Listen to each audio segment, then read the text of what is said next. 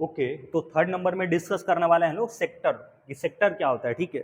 हालांकि 10th class में सब कोई पढ़ा होगा, 10th 9th क्लास या 10th क्लास में सब कोई पढ़ा होगा, बहुत ही बेसिक बात है कि सेक्टर क्या होता है। तो इसको पहले एक बार हम लोग समझ लेते हैं लोग कि सेक्टर क्या होता है। सपोज कोई एक सर्कल हो गया, ठीक है,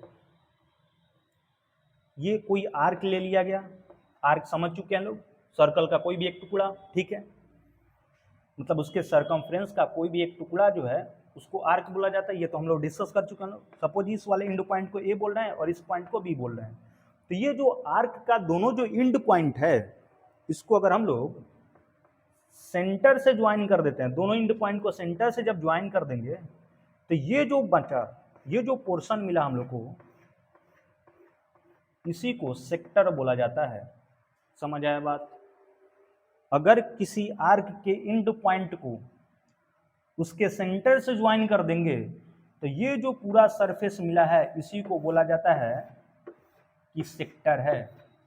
तो अब कोई बोलेगा कि यहाँ तो दो सेक्टर बन गया, क्योंकि इसको ए एंड बी को, इसको आर्क बोला जा रहा है, तो ऊपर वाला भी तो एक आर्क ही तो है, सर्कल का टुकड़ा ही है, तो भी एक आर्क बना और उसके भी इंड पॉइंट को ज्वाइन करा गया, तो ये जो ऊपर वाला जो ये सरफेस मिला है ये भी तो सेक्टर हो गया। तो बिल्कुल सही बात है, यानी दो सेक्टर दिख गया, सब किसी को दिख गया होगा। अब यहाँ एक चीज और समझते हैं लोग कि ये दो सेक्टर जो दिखा है, एक छोटा दिख रहा होगा, एक बड़ा दिख रहा होगा, तो इसमें हम लोग क्या करते हैं लोग, ये जो छोटा वाला सेक्टर है इसको बोलते हैं लोग माइनर सेक्टर, ठीक है, इसको क्या बोला जाता है, माइनर सेक्टर। ये छोटा वाला जो सेक्टर इसको बोल दिया जाएगा माइनर सेक्टर है, और ये बड़े वाले सेक्टर को बोला जाएगा मेजर सेक्टर है, मेजर सेक्टर, ठीक है। ये तो समझ गए लोग कि सेक्टर क्या होता है।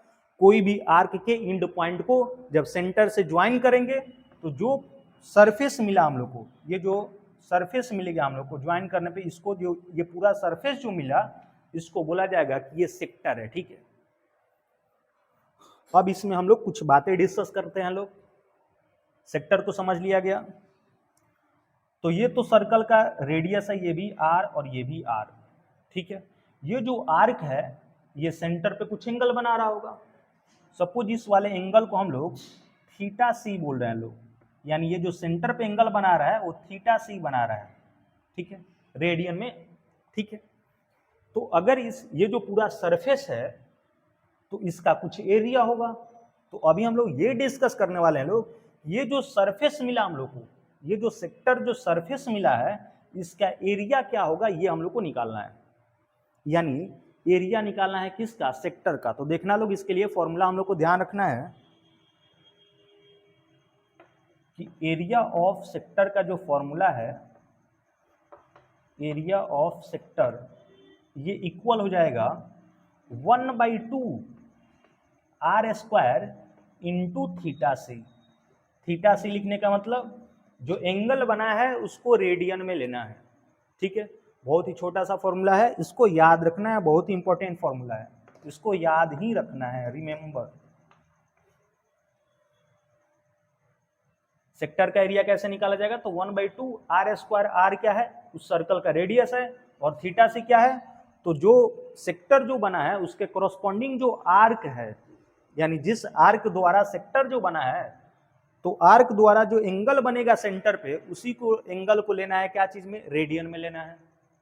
अब लेकिन 10th क्लास में बहुत कोई पढ़ा होगा, वहां तो रेडियन किसी को पता भी नहीं होगा, ठीक है, नाम तो पता होगा लेकिन ये फॉर्मूला ऐसे नहीं याद करा होगा। सब कोई वहां 10th क्लास में ऐसे फॉर्मूला याद किया रहता है डिग्री के टर्म में, कैसे कि अगर ये जो आर्क है इतना डिग्री का एंगल बना रहा है, तो एरिया निकालने का वहां फॉर्मूला सबको 10th क्लास में ऐसे पढ़ा होगा कि θ/360, θ/360 इंटू में पाई आर स्क्वायर। ये 10th क्लास में सबको ऐसे पढ़ा होगा। एरिया ऑफ सेक्टर का फॉर्मूला क्या, तो θ/360 इंटू में पाई आर स्क्वायर। अब बहुत खुशी को लगेगा कि ये तो अलग फॉर्मूला आ गया, बिल्कुल अलग नहीं है, दोनों सेम ही चीज है। तो इससे ज्यादा आसान है इसको याद रखना, 1/2 आर स्क्वायर इंटू थीटा से, इसलिए हम लोग को इसको याद रखना है। अब कोई सोचेगा फिर ये अलग फॉर्मूला कैसे आ गया, बिल्कुल अलग नहीं है, इसी से हम लोग इस वाले फॉर्मूला से वहां आसानी से पहुंच सकते हैं लोग। कैसे, तो यहाँ पे जो एंगल लिया गया है ये तो रेडियन में लिया गया है। अगर एंगल हम लोग को सपोज थीटा डिग्री में दिया है, ठीक है, तो क्या करा जाएगा, सिंपल जो भी एंगल रहेगा उसको पहले रेडियन में कन्वर्ट करेंगे।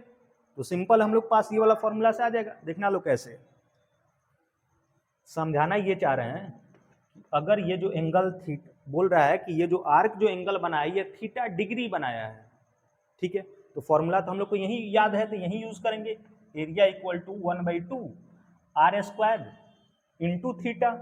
लेकिन ये जो थीटा लिखे हैं डिग्री में गिवन था, तो इसको पहले रेडियन में कन्वर्ट करना है, क्योंकि यहाँ पे थीटा से लिखना है, ये वाला फॉर्मूला में तो यहाँ थीटा से लिखना है। तो ये जो डिग्री में था इसको रेडियन में कन्वर्ट करने के लिए क्या करा जाएगा, पाई अपॉन 180 से मल्टीप्लाई कर लिया जाएगा। ये तो पढ़े हैं लोग, ठीक है। तो यहाँ से एरिया क्या आ गया हम लोग पास, इसी चीज को तो अरेंज करके ये लिखा गया है, एरिया आ जाएगा हम लोग पास, वहां से थोड़ा सा उसको अरेंज करा जाएगा तो मिल जाएगा थीटा अपॉन 360 इंटू में पाई आर स्क्वायर। तो दोनों बात सेम ही है। यहाँ इस वाले फॉर्मूला में थीटा को क्या लिया गया है, डिग्री में लिया गया है, और यहाँ थीटा जो है रेडियन में लिखना है। समझ आया बात। तो हम लोग को इस वाले फॉर्मूला को याद रखना है। एरिया ऑफ सेक्टर का फॉर्मूला क्या हो जाएगा, 1/2 आर स्क्वायर इंटू थीटा सी। यहाँ डायरेक्ट थीटा को डिग्री में नहीं लिखना है, नहीं तो गड़बड़ आंसर आ जाएगा। वहाँ जो उस वाले फॉर्मूला में थीटा को लिखना है रेडियन में, नहीं तो अगर डिग्री में गिवन है तो ये वाला फॉर्मूला तो 10th क्लास में सबको याद करके बैठा होगा कि area equal to theta upon 360 into pi r square, ठीक है। तो ये हम लोग को सेक्टर के बारे में इतना बेसिक चीज पता होना चाहिए। नेक्स्ट वीडियो में हम लोग सेगमेंट को डिस्कस करते हैं लोग।